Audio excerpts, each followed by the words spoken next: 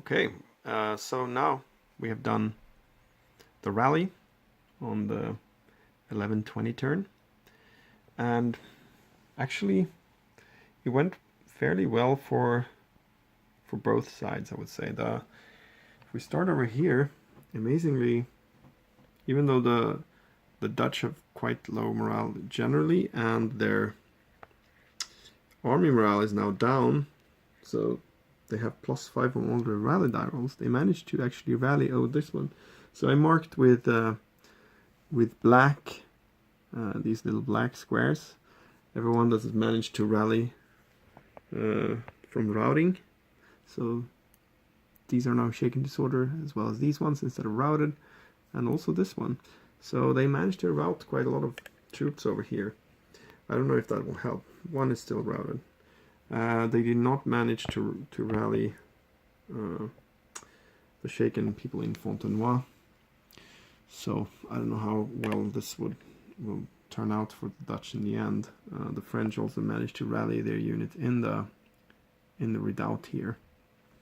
That one was not routed, so I put these white markers where I rallied from shaken. So white they managed to escape from shaken, and black they got away from routed.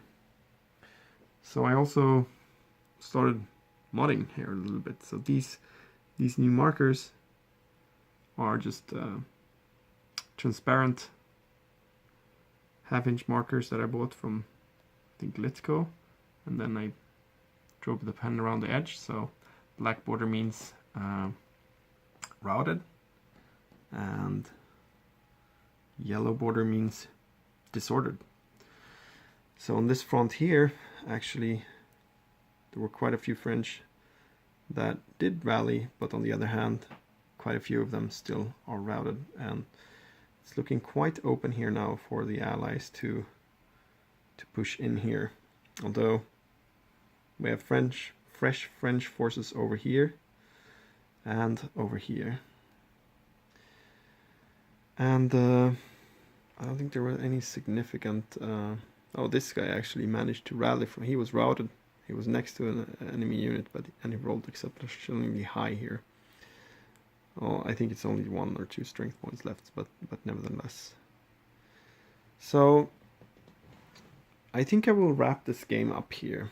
I need the plexi for another convention that's coming up, and it's looking quite dire for the Allies. So as you remember, when we rolled for the army morale, we have the Dutch already are up to +5, and they will definitely have to roll again, I think, so after next turn there will be an automatic army morale result, and they will definitely be above their limit again. So I think the Dutch army is close to breaking.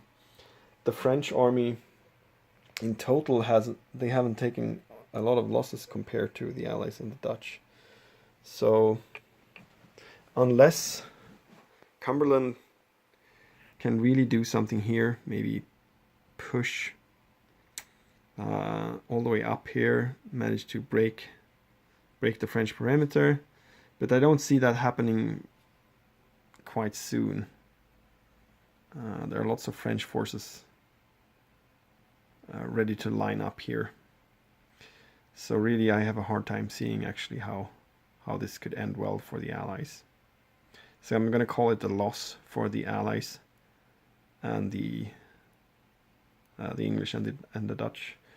And we came to the end of 11:20 game turn, and if we would continue, we would have started on the 11:40, and then we would have rolled for army morale again over here. So yeah, I think it's actually going to be quite difficult for the Allies to actually win this game. So in order to win, they have to really break the French army. They have to inflict so much losses, and also the perimeter rule is if they get 10 units behind. So basically there's like imaginary line going from this field works here straight north.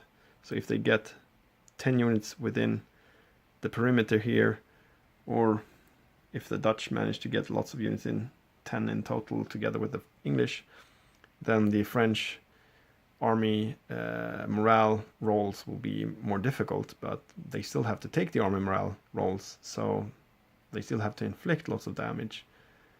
And I don't think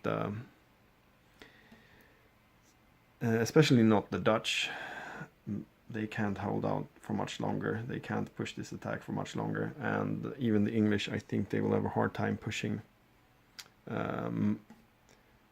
in like for several turns after this. They're already starting to take some losses, although they were quite lucky with these initial close combats. I think going on like that for another 2, 3, 4 turns, I don't think that will actually be possible. So it's a French win.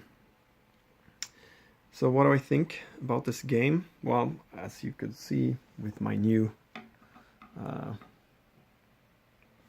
my new markers here, the disorder markers, I made also shaken markers to fit with that, so they were going to be blue. So I think it will be much easier. This game is a lot about aesthetics. The unit, the counters are nice looking, but the functionality could be better because you have to flip them to read a lot of the important stats. So in line with that, I think it would be nice to have these transparent status markers so that you can always see the uniforms, and you can put them on top of leaders and everything.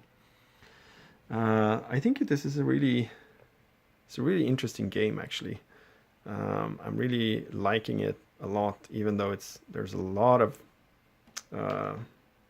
things to keep track of, a lot of different modifiers and a lot of different rules for a lot of situations. But in the end, I think it's really engaging and very, very interesting and fun game, I think.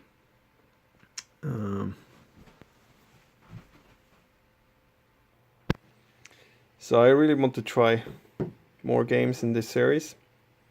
I want to try Lobosits, but it seems to be hard to get, at least. Well, you can still order it from Clash of Arms, I think. And maybe actually this Fontenoy battle is slightly too big for the system. I'm thinking it would be nicer to play maybe a slightly smaller scenario where, I mean, it is a tactical game after all, and this battle feels maybe slightly too big. But yeah, I don't know. We'll see. If I play a small battle, I probably think it's too small. So conclusion, very fun game, and you should try it. And congratulations to Maréchal de Saxe.